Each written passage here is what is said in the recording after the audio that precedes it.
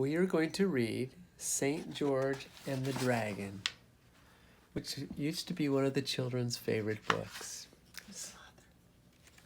The author is Mary Hodges. And here we go. Cool pictures. Look at the pictures. Okay, here we go. In the days when monsters and giants and fairy folk lived in England, a noble knight was riding across a plain. He wore heavy armor and carried an ancient silver shield marked with a red cross. It was dented with the blows of many battles fought long ago by other brave knights. The Red Cross Knight had never yet faced a foe and did not even know his name or where he had been born. But now he was bound on a great adventure, sent by the Queen of the Fairies to try his young strength against a deadly enemy, a dragon, grim and horrible. Beside him on a little white donkey rode a princess leading a white lamb, and behind her came a dwarf carrying a small bundle of food. The lady's lovely face was veiled, and her shoulders were covered with a black cloak, as if she had a hidden sorrow in her heart. Her name was Una. The dreadful dragon was the cause of her sorrow. He was laying waste to her land so that many frightened people had left their homes and run away. Others had shut themselves inside the walls of a castle with Una's father and mother, the king and queen of the country. But Una had set out alone from the safety of the castle walls to look for a champion who would face the terrible dragon. She had traveled a long way before she found the Red Cross Knight. Like a sailor long at sea, under stormy winds and fierce sun, who begins to whistle merrily when he sees land, so Una was thankful. Now the travelers rode together through wild woods and wilderness, perils and dangers towards Una's kingdom. The path they had to follow was straight and narrow, but not easy to see. Sometimes the Red Cross Knight rode too far ahead of Una and lost his way. Then she had to find him and guide him back to the path. So they journeyed on, with Una by his side, fair and faithful. No monster or giant could stand before the knight's bright sword.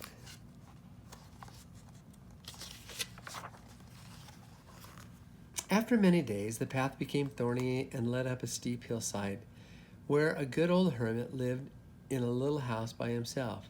While Una rested, the Red Cross Knight climbed with the hermit to the top of the hill and looked out across the valley. There against the evening sky, they saw a mountaintop that touched the highest heavens. It was crowned with a glorious palace, sparkling like stars, encircled with walls and towers of pearls and precious stones. Joyful angels were coming and going between heaven and the high city. When the Red Cross Knight saw that a little path led up the distant mountain to that city, and he said, "I thought that the fairest palace in the world was the crystal tower in the city of the fairy queen. Now I see a palace far more lovely. Una and I should go there at once." But the old hermit said, "The fairy queen has sent you to do brave deeds in this world. That high city that you see is in another world. Before you climb the path to it and hang your shield on its wall, you go down into the valley and fight the dragon that you were sent to fight." It is time for me to tell you that you were not born of fairy folk, but of English earth. The fairies stole you away as a baby while you slept in your cradle. They hid you in a farmer's field, where a plowman found you. He called you George, which means plow the earth and fight the good fight.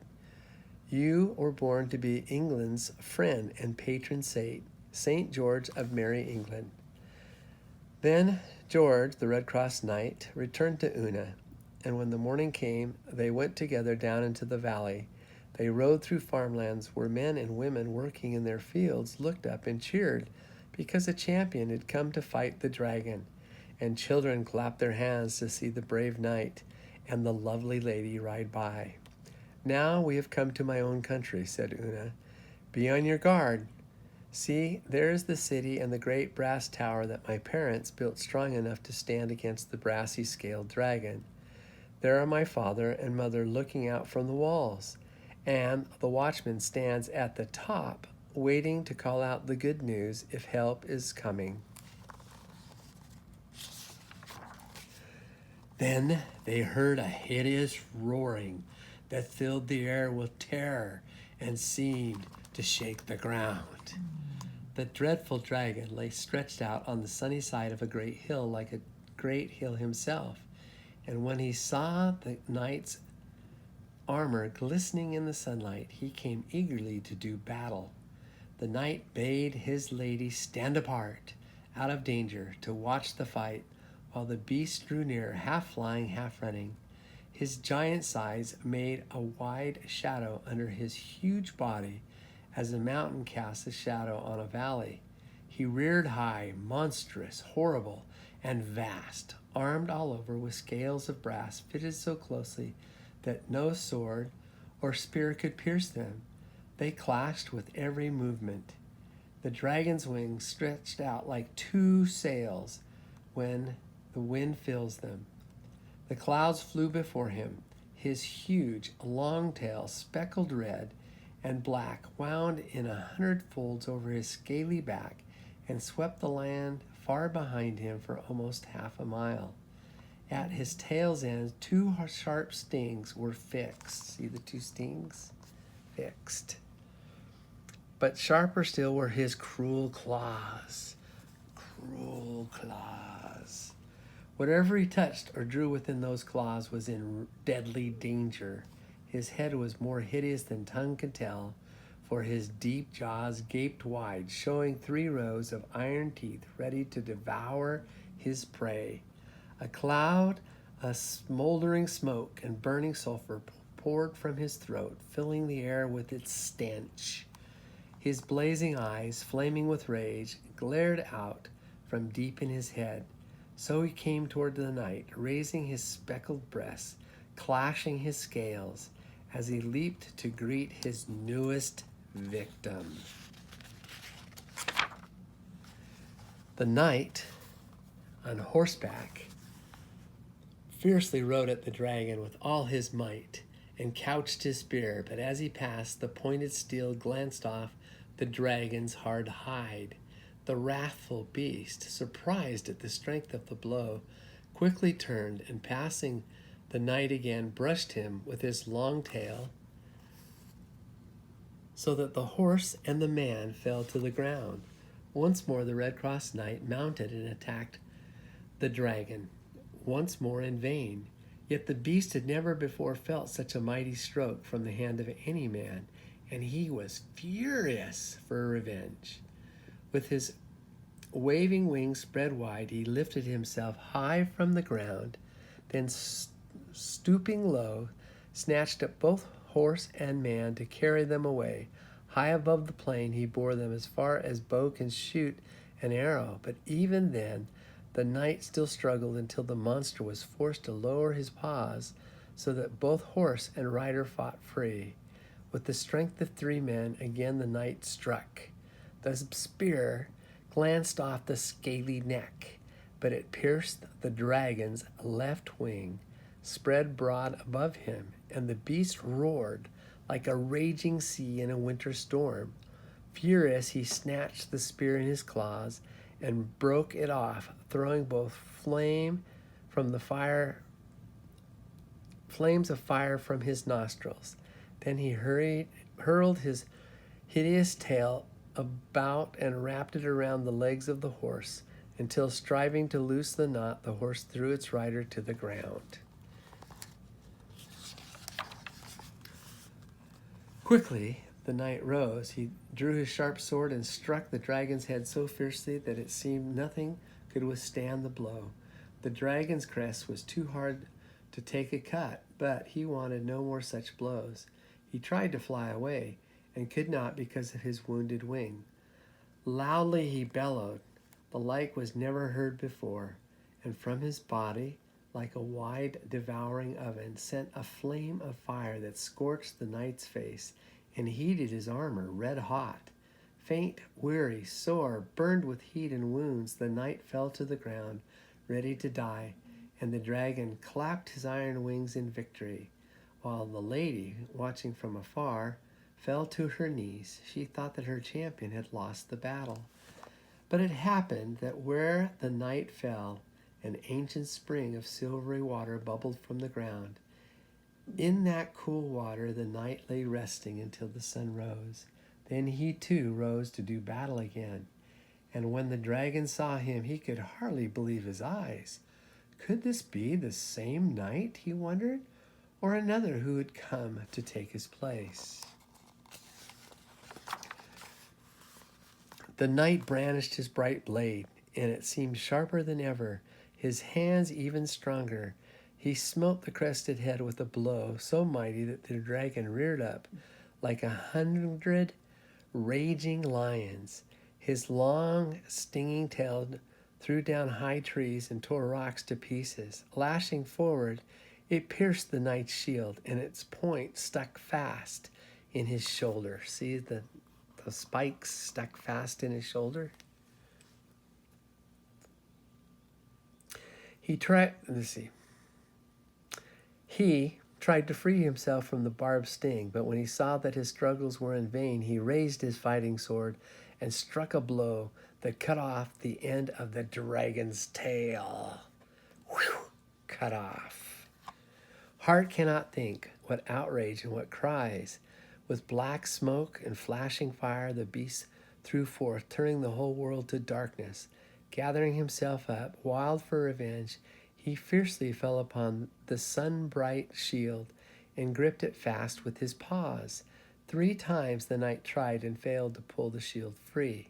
Then laying about him with his trusty sword, he struck so many blows that fire flew from the dragon's coat like sparks from an anvil, and the beast raised one paw to defend himself. Striking with might and main, the knight severed the other paw, which still clung to the shield.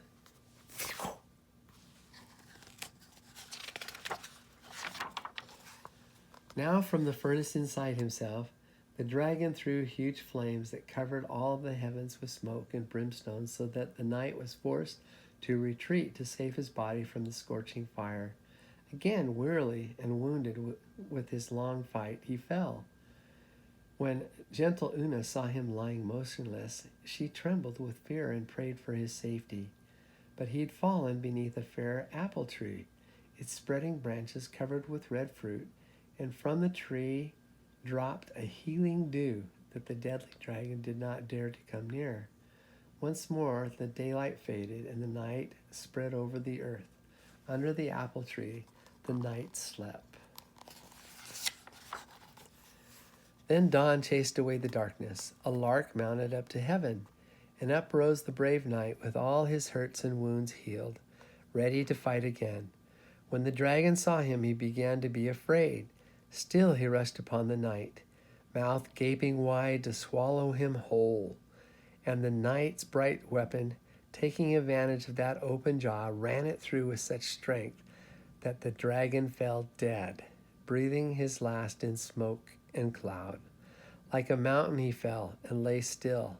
The knight himself trembled to see that fall, and his dear lady did not dare to come near to thank her faithful knight until she saw that the dragon would stir no more. Now our ship comes into port. Furl the sails and drop anchor, safe from storm. Una is at her journey's end. A watchman on the tower wall called out to the king and queen that the dragon was dead. And when the old king saw that it was true, he ordered the castle's great brass gates to be opened, so that the tidings of peace and joy might spread through all the land. Trumpets sounded the news that the great beast had fallen. Then the king and queen came out of the city with all their nobles to meet the Red Cross Knight. Tall young men led the way, carrying laurel branches to lay at the hero's feet. Pretty girls wore wreaths of flowers and made music on tambourines. The children came dancing, laughing, and singing, with a crown of flowers for Una, They gazed in wonder at the victorious knight. But when the people saw where the dead dragon lay, they dare not come near to touch him. Some ran away, some pretended not to be afraid. One said the dragon still might be alive. One said he saw fire in the eyes. Another said the eyes were moving. When a foolish child ran forward to touch the dragon's claws, his mother scolded him. "How can I tell?" she said. "Those claws might scratch my son or tear his tender hand." At last, some of the bolder men began to measure the dragon to prove how many acres his body covered. The old king embraced and kissed his daughter. He gave gifts of gold and ivory and 1,000 thanks to the dragon slayer. But the knight told the king never to forget the poor people and gave the rich gifts to them. Then back to the palace all the people went, still singing, to feast and to hear the story of the knight's adventures with Una. When the tale ended, the king said, "Never did living man sail through such a sea of deadly dangers. Since you are now safely come to shore, stay here and live happily ever after. You have earned your rest." But the brave knight answered, "No, my lord, I have sworn to give knight's service to the fairy queen for 6 years. Until then I cannot rest." The king said, "I have promised that the dragon slayer should have Una for his wife and be king after me. If you love each other, my daughter is yours now. My kingdom shall be yours when you have done your service for the fairy queen and returned to us." Then he called Una, who came no longer wearing her black cloak and her veil, but dressed in a lily-white gown that shimmered like silver. Never had the knight seen her so beautiful. Whenever he looked at the brightness of her sunshiny face, his heart melted with pleasure. So Una and the Red Cross Knight were married and lived together joyfully. But the knight did not forget his promise to serve the fairy queen. And when she called him into service, off he rode on brave adventures, until at last he earned his name, St. George of Merry England. That is how it is when jolly sailors come into a quiet harbor. They unload their cargo, mend ship, and take on fresh supplies. Then away they sail on another long voyage, while we are left on shore, waving goodbye and whispering them Godspeed.